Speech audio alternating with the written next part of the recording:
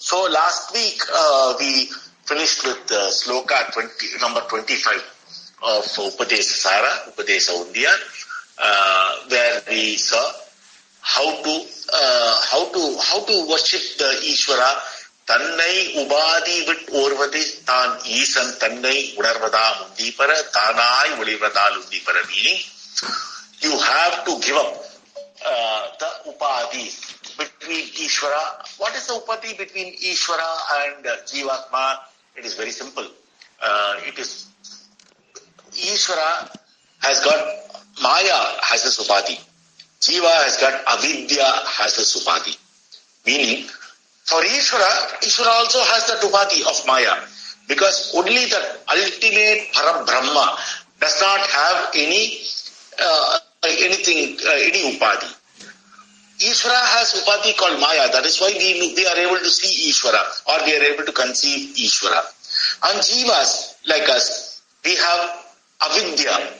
Avidya is ignorance. And only because of that avidya, what happens?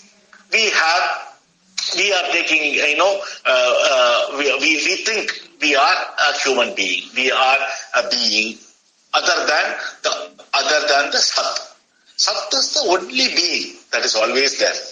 It is always only Sat, Chit, Ananda. But we have, because of this innate quality of avidya, we are considering ourselves to be a human being. And we think we are born in this earth and all those things are happening, and because of that, we are thinking we are limiting ourselves from the original Satchitananda and considering ourselves to be limited to this bodily form. For us, it is the whole thing, only we are there. Everything else other than this body is separate. The separation has taken place. Why did the separation take place? It is only because of avidya. And our only duty, our only sadhana is not to become Brahman, because we are forever Parabrahma. We are forever Parabrahma, we are forever Atman. That's the original Atman. And Atman equal to Brahman is the core philosophy of Vedanta. But for some reason, without our knowledge, for some reason, we don't know what the reason is, and we don't even know what the reason is. But only thing we know is that instead of being the Brahman, instead of being the unadulterated Satchitananda, the pristine pure Satchitananda, a small spark called I rises up from a big fire called Brahman. And that small spark, what it thinks? It thinks, I am limited. I am only this body. And everything other than this body is not me. This is exactly how we come into the trap of samsara. This is what samsara is all about. This is what we think. This is what we call as bondage. We think it is bondage. But in the ultimate sense, if you look at it, there is no bondage at all. Never has been any bondage for the Parabrahma. The Brahma is not bonded. And in the next couple of slokas, we'll be seeing that there is nothing called bondage. There is nothing called... Nobody is under bondage. Nobody needs liberation. Everybody is forever liberated. It is only due to this avidya that we think that we are bound. And we need to stop this act. We need to stop thinking we are bound. How? Only by again and again Bhagavan keeps repeatedly saying, you have to know who you are. That is the only problem for all of us. There is no other problem. We need to know who we are. Bhagavan clearly told, Tannai ubadi vit orvadatan isat, which means we have to leave the limiting agent. Whatever, something is blocking us. Some upadi is blocking us from knowing who we are. What that upadi is nothing but avidya, our upadi. And once we drop that, we will know we are nothing but Ishvara. That Arunachala, we are always praying to Arunachala with the Anya Bhava. that Anya Bhava, once we drop this avidya, that Anya Bhava will go off and we will become Ananya with Arunachala, and we will have no problem in understanding we are nothing but Arunachala. That Arunachala, that we are taking all the pains and going all the way, booking our flight tickets, booking our train tickets, taking care of our car and driving all the way, going to Tiruvannamalai, going into the temple and ultimately worshipping Arunachala. Great feeling, yes, it is a great feeling for us currently, but that is only because of our avidya. The day that avidya moves, departs, we will know we are always the Arunachala that is there in Tiruvannamalai. We are not even half an inch different. There's not even half an inch difference between us and the Lord in Tiruvannamalai. How will we know that? Only when we give up our Upadi. And that is what Bhagavan says. In that song, Tannai Upadi vittu orvathu. Upadi means adjunct. That is the limiting factor. And that limiting factor as far as Jiva is concerned is avidya. We have to conquer that. Tannai Upadi vittu orvathu than Isam Tannai unarvadam. Tanai olivadam. Because once that avidya drops, then automatically we will shine forth as Parabrahma. As Parabrahma, which is nothing but the Ishvara that we are thinking, which is the Arunachala that we are considering today. Okay, so again to repeat in song 16, from song 16, Bhagavan started the teaching, the most important teaching of Advaita Vedanta, Veli Vishayangali Vittu Manam, meaning leaving all outside mind, knowing its own form of light, the true form of mere consciousness, the real self, having given up and knowing external objects.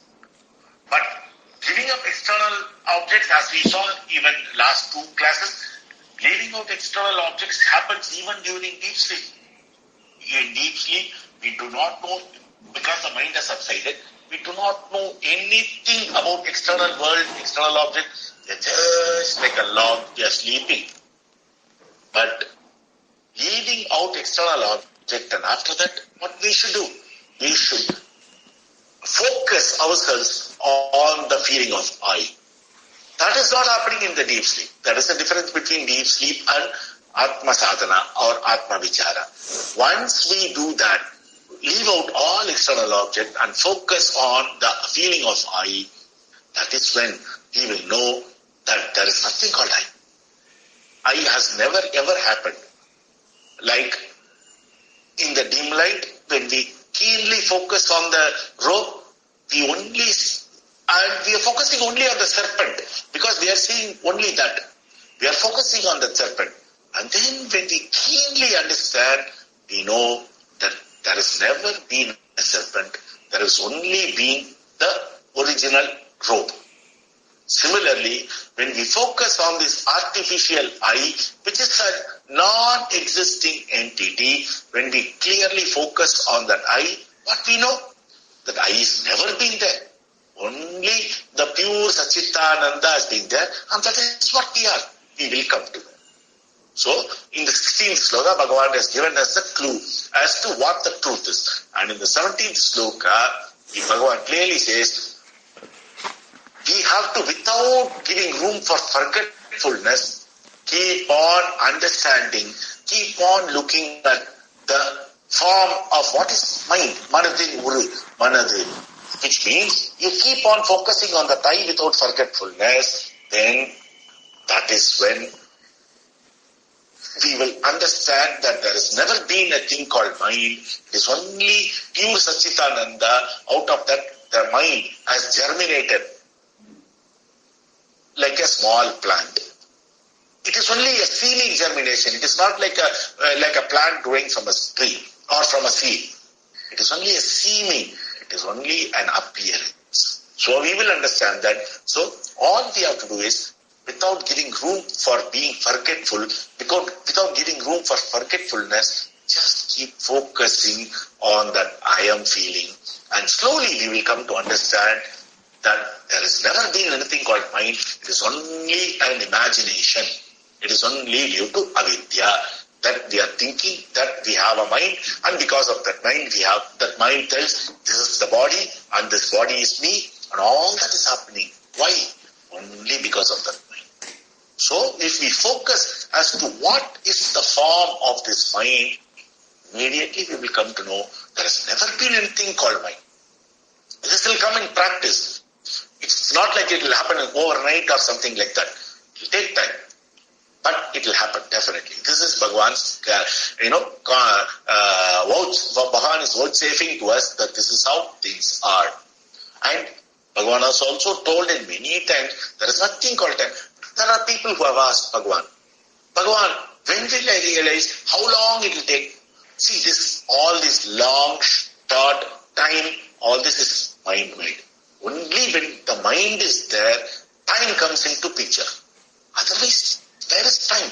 What is time? There is nothing called time. So, our job is to not bother about how long it will take or when it will happen. This is not our botheration. Our botheration is only to obey Bhagavan's words. Bhagavan is clearly told, keep looking at the I feeling. That is exactly what is known as, that is the who am I Bhagavan has taught. A lot of people may think of who am I. A lot of people we still have who have not understood, who just read something here and there, and they think Bhagavan's teaching is who am I. So I'll ask who am I, and I'll wait for an answer. There's no answer for that who am I. It's not about to get the idea of who am I taught by Bhagavan. It's not a question actually. It is only a question to remind yourself, who am I? Then immediately the thought called I comes to your mind and we start focusing on that I. This is the purpose of who am I. And a lot of people who have not understood Bhagavan have written a lot of literature about this who am I. That is not how it is. The only purpose of asking, whenever we see, I see some object in front of me. I see, right now I see a computer in front of me. I see a computer. Okay, fine. Who is seeing this computer? The answer is me. I am seeing the computer. Then the question, I am seeing. Okay, who am I? Then what happens? The mind goes to the I feeling. We have to reduce ourselves. It is a decreasing proposition. Mind comes to that feeling of I. The purpose of who am I is to ensure that our mind comes to that feeling of I. Once it comes to that feeling of I, what happens? We are going to stare at that I, blank, and give a blank stare at that I. Keep on doing that blank stare at that I will fall down. That is what Bhagavan says in 18th sloka, Ennangale manam yavilum nam enum ennam. The thought called I is the first. The mind is nothing but a culmination, a combination or a bundle of thoughts. It's a bundle of thoughts. And of all the thoughts, the first thought that comes to you is I. I am this body. So, this is the thought that we need to focus on. So, what Bhagavan says, the mind is only a multitude of thoughts. Of all these thoughts, the thought I, the feeling I am the body, alone is the root. Therefore, what is called mind is nothing but this root thought I. So now what happens? We don't need to bother about anything else. All we need to do is cut the root thought from its root. Cut out the root thought. Once it is over, everything is done. So Bhagavan is so beautifully bringing us a simple way. Vedanta says so many ways. No, neti. No, not this. How many times we could keep doing it? Everything appears to be as somehow associated with our own selves. Until Bhagavan came into the scene and asked, who are you? Who you are? Find out who you are. Before that, we were trying to take a very circuitous look, but Bhagavan is the one who gave us this very, very, very small, direct way of finding out who we are. So, all he says is, we know that the first thought that comes to everyone is the I thought, I am the body thought. All you have to do is focus on that and eliminate that thought. You can't be eliminating, I can't eliminate New York, I can't eliminate Chennai, I can't eliminate Hyderabad, whatever. No, all that is not happening. All that is waste of time. It will never, there's no end to the amount of imagination the mind can do. So, what is the way? The way is simple. The only thought, the only thing you have to eliminate is the I thought. And Bhagavan has clearly told, Naan endru elum idam edu. Find out the place from where this feeling called I rises out. If you find that out, then you will find that I will fall down. Naan thalai saangidum. The moment you try to observe that mind, because that mind is a phantom, it is a non-existing, just like how there is only a rope, there is never a snake. There is never a snake in that rope. It is only an ignorance that creates a rope, snake in the rope. Similarly, there is only the Parabrahma Satchidananda. On that, due to ignorance, we are thinking that I is there, I am there. This Vasu who is sitting here and giving a talk is there.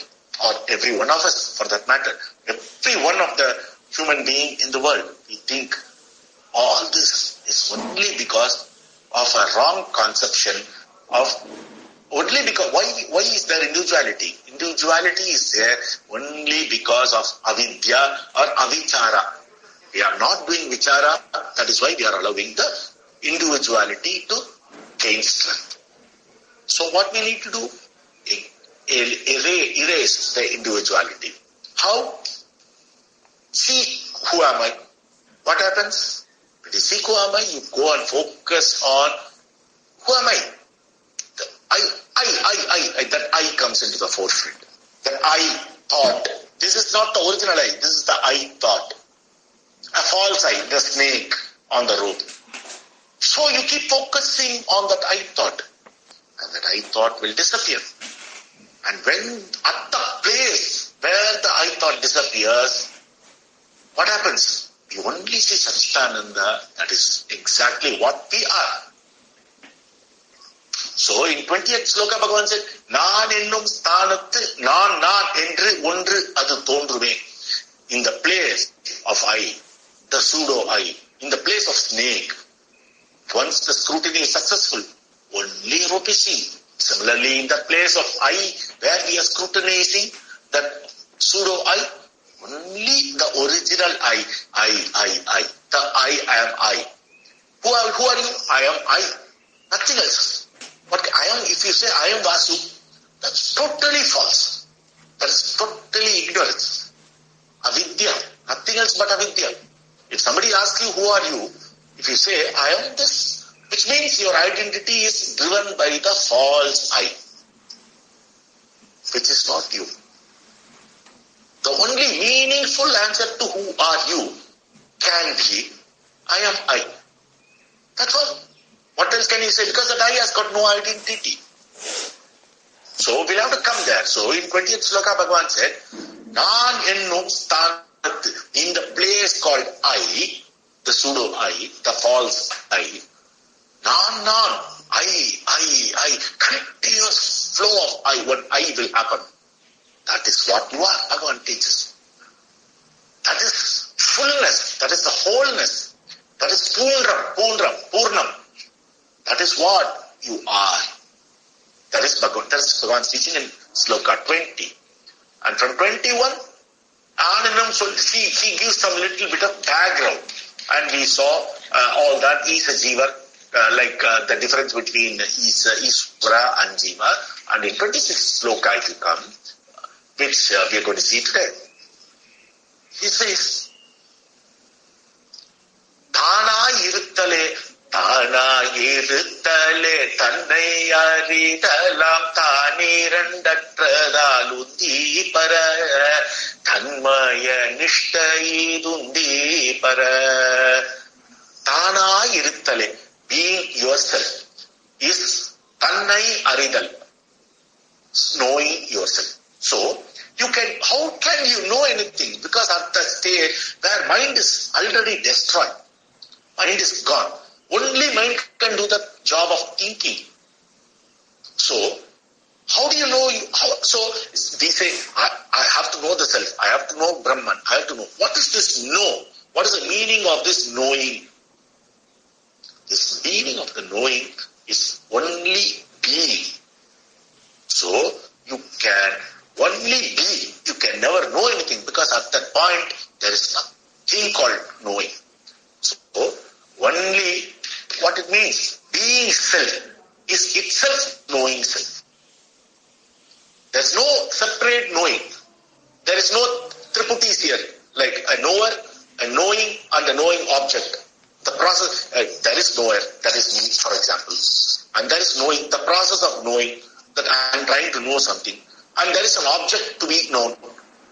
This is known as triputi, the combination of three. But at the level of Parabrahman, the triputis are killed. They are burnt to ashes. There is no triputi. So, who is to know who? Who is to know what? Who is to know Parabrahma? Who is to know Satchitananda? No. There is no one. So, what does it mean then? When we say, I know Brahman, I have to know Brahman, I have to know. A lot of literature says, you have to know the Brahman. Which means, I have to be. So, only being is knowing here. Everything, because it is Swayam Prabha, as we have been seeing it. Satchitananda is Swayam Prabha. There is no other light that it needs to know itself. It knows itself, it's always, because Sat is Chit. This is what we have been seeing from last few classes. Sat is nothing but Chit. Chit and Sat are one and the same. What is Chit? Chit is the knowledge. The knowledge not of object. Knowledge as it is. Knowledge per se, if you can say it in that sense. So that knowledge, it knows its own being. It knows the Sat. The Sat and Chit are inseparable. So that is what here in this sloka Bhagavan says, being self is itself knowing self. Because self is that which is not two. There is only one self. So there is no one thing knowing the other. There is no duality. Pure, we are coming to the core of Advaita here. The core of Advaita is one. Ekam, ekam, ekam, we always say. How is that ekam happening? Being self is itself knowing self. Because the self is that which is not two. This abidance as reality is known as Tanmaya Nishta. Meaning, what is abidance as reality? Tanmaya Nishta. The Nishta of being yourself. Since we do not have two selves, one self to be known by the other self, what is called the self-knowledge is nothing but the state of being the self. That is the state of abiding as reality, as mere existence consciousness, because they are not two. I am. This is what is known as I am. And in the I am, if you break that I is Sat, being I. I means what? Existence. Because of I am existing, I call myself as I. And am is nothing but Chit. That is, I am being. I know that I am there. So this is the only thing that can happen. There is nothing, no one to know anything at this point in time. So that state of being self is what is called self-abidance, Atmanishta, or abidance as reality. Tanmaya Nishta, as Bhagavan uses the word in this sloka. Tanmaya Nishta. And then he goes on to say in the sloka 27,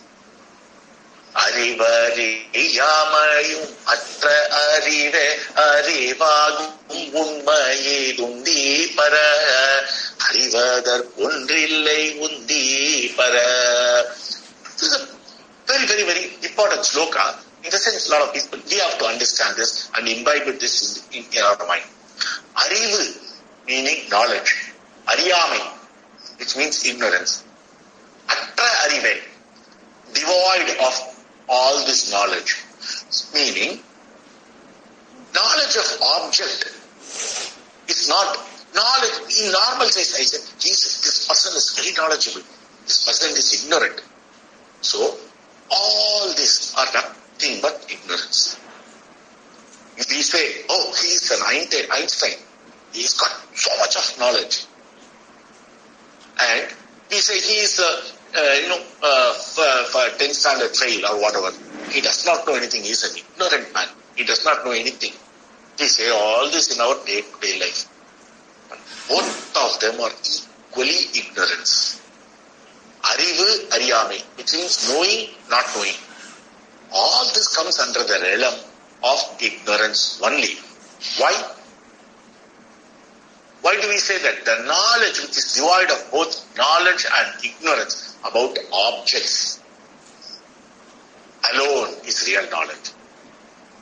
So when somebody like Einstein or some big scientist or some big whoever knows so many things, all that is ignorance. From the point of Satchitananda, from the point of Vedantic, highest point of Vedanta, Brahman. It is all nothing but ignorance. There was a great scientist called Erwin Schrödinger. He was considered the father of one of the most important founder of quantum physics, which is nothing but study of atoms, subatoms, subatomic particles and all that. And their only aim was to find out the ultimate truth of our existence. They were approaching it scientifically. Vedanta already knew that. All those years ago, when the Vedas was created, at that time itself, everything was proclaimed very clearly. But people like Erwin Schrödinger, Niels Bohr, Albert Einstein, all of them, their only focus was to know the reality, the truth. So, when Erwin Schrödinger was doing all these experiments and all this, he came out with so many hypotheses, so many beautiful thought experiments and all that. He is considered even now, he is one of the most beautiful scientists that you can come across. One of the most beautiful way of putting things.